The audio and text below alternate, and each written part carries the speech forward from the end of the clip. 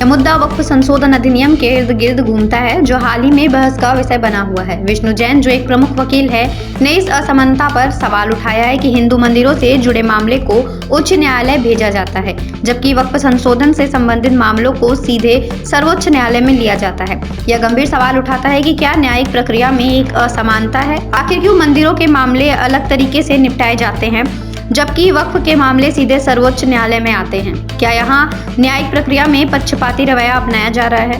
वक्फ संशोधन अधिनियम विशेष रूप विवादास्पद बना है। कई लोग मानते हैं कि यह कुछ विशेष संस्थाओं को अधिक शक्ति देता है, जबकि अन्य धार्मिक समुदाय के अधिकारों की अनदेखी करता है। विष्णु जैन का तर्क यह है कि हिंदू संस्थाओं, विशेषकर मंदिरों के मामले को उच्च न्यायालय भेज दिया जाता है, जबकि वक्फ से संबंधित मामलों पर सर्वोच्च न्यायालय सीधे ध्यान देता है। इससे यह सवाल उठता है कि क्या न्यायिक प्रणाली हिंदू मंदिरों की चिंताओं को नजरअंदाज कर रही है और मुस्लिम संबंधित मामलों को ज्यादा प्राथमिकता दे रही है?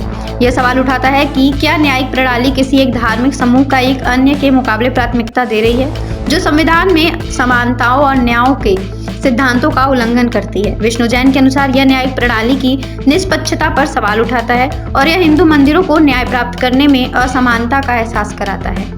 वक्फ संशोधन अधिनियम की आलोचना इस बात को लेकर भी की जा रही है, इससे गैर मुसलमानों के अधिकारों को प्रभावित किया जा सकता है और यह देश के धर्मनिरपेक्ष ताने बाने को भी चुनौती दे सकता है। इन सवालों के साथ विष्णु जैन ने न्यायपालिका से निष्पक्षता की उम्मीद जताई है और न्याय प्रणाली से पारदर्शिता की मांग की है।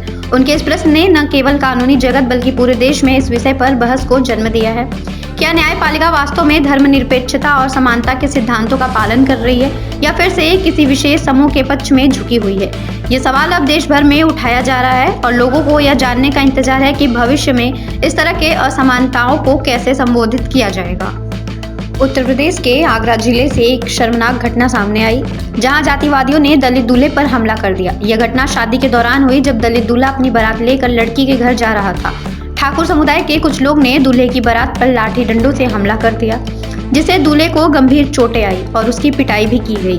घटना आगरा जिले के एक गांव की है, जहां एक दलित युवक अपनी शादी के अवसर पर खुशी खुशी अपनी बारात लेकर लड़की के घर जा रहा था। आरोप है कि तभी ठाकुर समुदाय के कुछ लोग ने दूल्हे की बारात पर लाठी डंडों से हमला कर दिया। दूल्हे को बुरी तरह से पीटा गया और उसे चोटें आई। इस हमले के बाद इलाके में तनाव फैल गया है। कई अन्य लोग भी इस घटना में शामिल हो गए हैं। बताया जा रहा है कि यह हमला जातिवाद के कारण हुआ था और यह मामला जाति भेदभाव के कारण हिंसा का एक और उदाहरण बनकर सामने आया है। घटना के बाद स्थानीय पुलिस ने जांच शुरू कर दी है, लेकिन अब तक किसी भी आरोपी की गिरफ्तारी नहीं हो सकी है। हमले में दूल्हे को गंभीर चोटें आई और उसे इलाज के लिए अस्पताल में भर्ती कराया गया है। घटना के बाद पुलिस ने कई संदिग्धों को हिरासत में लिया और मामले की जांच जारी है। इस घटना ने एक बार फिर उत्तर प्रदेश के जातिवाद के मामले को तूल दे दिया है और दलित समुदाय के खिलाफ हिंसा की समस्या को उजागर किया है। यह घटना समाज में व्यापक जातिवाद की कड़वी सच्चाई को दिखाता है, जो आज भी लोगों के जीवन को प्रभावित करती है।